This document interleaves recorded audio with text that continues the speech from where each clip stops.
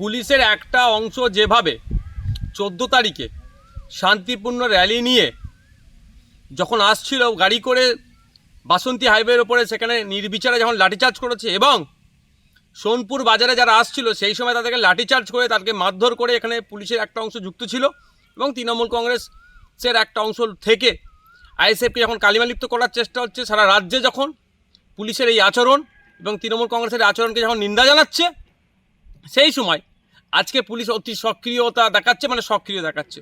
সমস্যা হচ্ছে যেখানে পুলিশের সক্রিয় হওয়া দরকার সেখানে পুলিশ সক্রিয় হচ্ছে না, সেখানে নিষ্ক্রিয়। আর যেখানে পুলিশের স্বাভাবিক থাকা দরকার অতি সক্রিয় হচ্ছে। এই আশ করে কিছু হবে না। মানুষ দেখেছে, সারা রাজ্যের মানুষ দেখেছে, ওয়াকআপ নিয়ে কেন্দ্র সরকারের বিরোধিতা করার জন্য যে মিছিল হচ্ছিল সেখানে পুলিশি আক্রমণ, এর জবাব বাংলার মানুষ দেবে।